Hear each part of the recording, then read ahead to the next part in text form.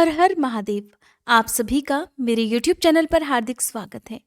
माघ मास के कृष्ण पक्ष की अमावस्या को माघी अमावस्या और मौनी अमावस्या के नाम से जाना जाता है। साल भर में सबसे बड़ी अमावस्या में से एक होती है मौनी अमावस्या। कहते हैं कि इस दिन भक्त जनों को पवित्र नदियों में या फिर संगम में स्नान करने के साथ ही अपने पितरों के निमित्त दान तर्पण आदि कार्य करने चाहिए।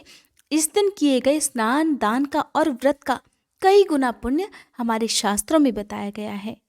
अमावस्या का दिन विशेष रूप से पितरों को समर्पित होता है। घर में यदि कलह क्लेश हो, परिवार के लोगों में आपस में ना बनती हो या मानसिक तनाव रहता हो, घर में आर्थिक समस्याएं बनी रहती हो, तो परिवार का कोई भी एक सदस्य चाहे तो अमावस्या की पूजा कर सकता है, व्रत रख सकता है। और इस दिन यदि आप व्रत ना भी रख पाए तो आपको विधि विधान से पूजा करके व्रत की कथा अवश्य सुननी चाहिए या पढ़नी चाहिए।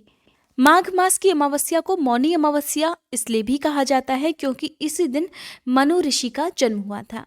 कहते हैं कि इस दिन जो भी भक्त मौन रहकर उपवास करता है या मौन रहकर स्नान करके दान देता है, उसके जन्म जन्मांतर के पापों का नाश हो जाता है। उनके पितर प्रसन्न होकर उन्हें बहुत सारा आशीर्वाद देकर इस धरती से विदा होते हैं। क्योंकि अमावस्या के दिन ऐसा माना जाता है कि पितर धरती पर आते हैं, इसलिए संभव हो तो इस दिन पितरों के नाम से श्राद्ध तर्पण आदि कार्य कराने चाहिए। अमावस्या के दिन सुबह हाथ में जल या पुष्प लेकर व्रत का या फिर पूजा का संकल्प लेने के साथ ही भगवान शिव और पूरे शिव परिवार अपने सभी आराध्य देवी देवताओं, अपने सभी कुल देवी देवताओं की पूजा करके अपनी अपनी सामर्थ्य के अनुसार कुछ न कुछ दान अवश्य करना चाहिए। क्योंकि साल 2022 में अमावस्या की तिथि 2 दिन तक पड़ने वाली है। ऐसे में हो सकता है कि बहुत से भक्तजन ये सोचकर परेशान हो कि हम व्रत किस दिन रखें, स्नान दान आदि किस दिन करें, पितरों के निमित्त तर्पण आदि कार्य किस दिन करें। तो देखिए, जब भी अमावस्या की तिथि 2 दिन तक पड़ती है और वो भी तब जब सूर्यास्त से पहले पहले यदि सोमवार के दिन अमावस्या की तिथि प्रारंभ हो चुकी होती है, तब ऐसे में उसे सोमवती अमावस्या कहा जाता है। लेकिन इस बार माघ मास की अमावस्या के साथ अद्भुत संयोग भी जुड़ने वाला है, जो कि सोमवार और मंगलवार का दिन है। सोमवार के दिन अमावस्या की तिथि प्रारंभ होने के कारण ये सोमवती अमावस्या भी होगी। और क्योंकि मंगलवार के दिन उदया तिथि की अमावस्या है, जो कि दोपहर में समाप्त हो रही है, इसलिए यह भौमवती अमावस्या भी होगी। भौमवती अमावस्या के दिन भी विधि विधान से पूजा करके आप भगवान शिव और साथ ही बजरंग बली की पूजा भी अवश्य करिएगा। कहते हैं बजरंग बली परिवारजनों पर आने वाले जो भी कष्ट हैं, जो भी संकट हैं, उन्हें हर लेते हैं। आइए आज सुनते हैं मौनी अमावस्या के दिन सुनी जाने वाली व्रत कथा। यदि आप व्रत ना रख पाएं और मौन ना रह पाएं तो आज के दिन पूरी तरह से मौन रहकर इस व्रत कथा को पढ़ने या सुनने से भी व्रत जितना ही पुण्य प्राप्त होता है। आइए रसपान करते हैं मौनी अमावस्या की व्रत कथा का। व्रत कथा सुनते समय या पढ़ते समय आप अपने हाथ में लाल फूल रखें और जब कथा समाप्त हो जाए तब पूरी श्रद्धा के साथ ये फूल भगवान के चरणों में अर्पित कर दें। कांचीपुरी नाम की नगरी में देवस्वामी नाम का एक ब्राह्मण रहा करता था। उसकी पत्नी का नाम धनवती और पुत्री का नाम गुणवती था। उसके 7 पुत्र थे। देवस्वामी ने अपने 7 पुत्रों का विवाह कर दिया। इसके पश्चात अपनी पुत्री के विवाह के लिए योग्य वर की तलाश हेतु उसने अपने बड़े लड़के को बाहर दूसरे देश भेज दिया। इधर देवस्वामी ने भी अपनी पुत्री गुणवती की कुंडली एक ज्योतिषी को दिखाई। ज्योतिषी ने गुणवती की कुंडली देखकर कहा, हे ब्राह्मण देवता, आपकी पुत्री की कुंडली में तो दुर्भाग्य लिखा है। आपकी पुत्री की कुंडली में विवाह का योग ही नहीं है। यदि इसका विवाह हुआ भी तो सप्तपदी होते होते ही आपकी कन्या विधवा हो जाएगी। ये बात सुनकर देवस्वामी अत्यंत दुखी हुए और ज्योतिषी से इस योग के निवारण का उपाय पूछने लगे।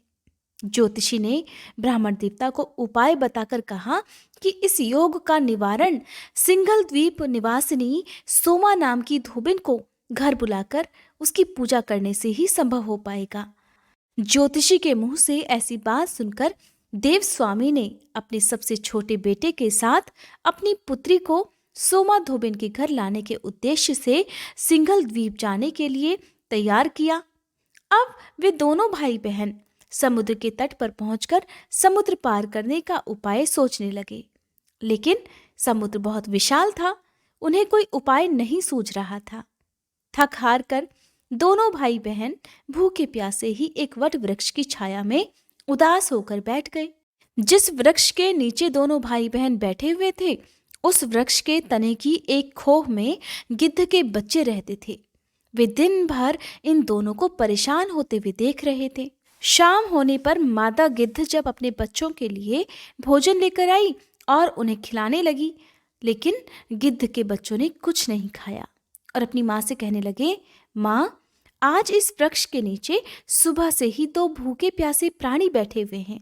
जब तक वे कुछ नहीं खा लेते, हम लोग भी नहीं खाएंगे। बच्चों की बात सुनकर मादा गिद्ध को उन पर दया आ गई।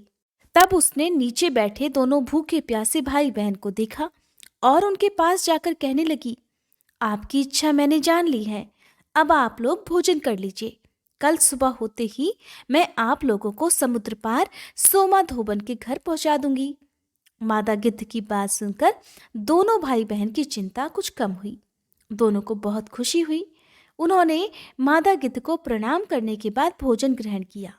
प्रातः होते ही मादा गिद्ध ने उन्हें आखिरकार सोमा धोबन के घर पहुंचा दिया।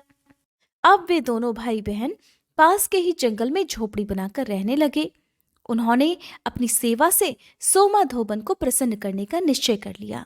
अब दोनों भाई बहन सुबह के अंधेरे अंधेरे ही सोमा धोबन के घर पहुंच जाते और उसके घर को झाड़ पोंछ कर साफ कर देते। सोमा को हर रोज उठने के साथ ही अपना घर इतना सुंदर साफ सुथरा दिखाई देता तो उसे बड़ा आश्चर्य होता। एक दिन सोमा धोबन ने अपनी बहुओं से इस बारे में पूछा तो उसकी बहुओं ने बताया कि हम लोगों के अलावा और कौन ये काम करने के लिए हमारे घर में आएगा माँ जी।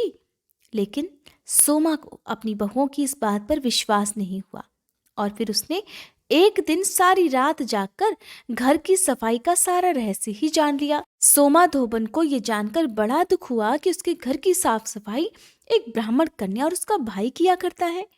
उनसे इस तरह सेवा करने का कारण पूछने पर भाई ने सोमा धोबन को सारी बात बता दी, जिसे सुनकर सोमा धोबन कहने लगी कि आज से तुम लोग ये काम करना छोड़ दो। मैं तुम लोगों की साधना और सेवा से बहुत प्रसन्न हूँ और विवश हूँ। अब तो मैं जब तक तुम्हारा सहयोग नहीं कर देती तब तक मुझे आराम नहीं मिलेगा। इस प्रकार सोमा धोबन उन दोनों भाई बहन के आग्रह करने पर उनके साथ उनके घर जाने को तैयार हो गई। घर से निकलने से पहले उसने अपनी बहुओं से कहा कि यदि मेरी अनुपस्थिति में किसी की भी मृत्यु हो जाए तो उसके शरीर को नष्ट मत कर देना। क्षण भर बाद ही दोनों अतिथियों के साथ सोमा धोबन कांचीपुरी पहुंच गई। दूसरे दिन गुणवती का विवाह संपन्न हुआ और सप्तपदी होते होते उसके पति की मृत्यु हो गई, जैसा कि गुणवती के भाग्य में लिखा था। तब सोमा धोबन ने अपने संचित पुण्य का फल गुणवती को दान देकर उसके पति को जीवित कर दिया और उन्हें आशीर्वाद देकर वो सिंघल द्वीप के लिए रवाना हो गई। संचित पुण्य क्षीण होने से सोमा के घर उसके पुत्र, दामाद और पति की मृत्यु हो गई। ये जानकर नया पुण्य संचित करने के उद्देश्य से सोमा धोबन रास्ते में एक जगह रुक गई। नदी के किनारे पर स्थित एक पीपल के वृक्ष की छाया में भगवान श्री हरि का और भगवान शिव का पूजन उसने किया और पीपल के वृक्ष की 108 परिक्रमाएं की। इतना करना था कि सोमा के पुत्र, दामाद और उसके पति पुनर्जीवित हो गए और उसका घर धन धान्य से भर गया। इस प्रकार निस्वार्थ भाव से सेवा करने का उत्तम फल सोमा को प्राप्त हो गया। अतः सोमवती अमावस्या के दिन इस कथा को कहने और सुनने वाले सभी भक्तों को भगवान का आशीर्वाद अवश्य प्राप्त होता है और हमें अपने जीवन में निस्वार्थ भाव से बिना बदले की भावना से दूसरों की भी सेवा अवश्य करनी चाहिए। ये थी सोमवती अमावस्या की व्रत कथा। उम्मीद करती हूँ आज की ये कथा आपको पसंद आई होगी।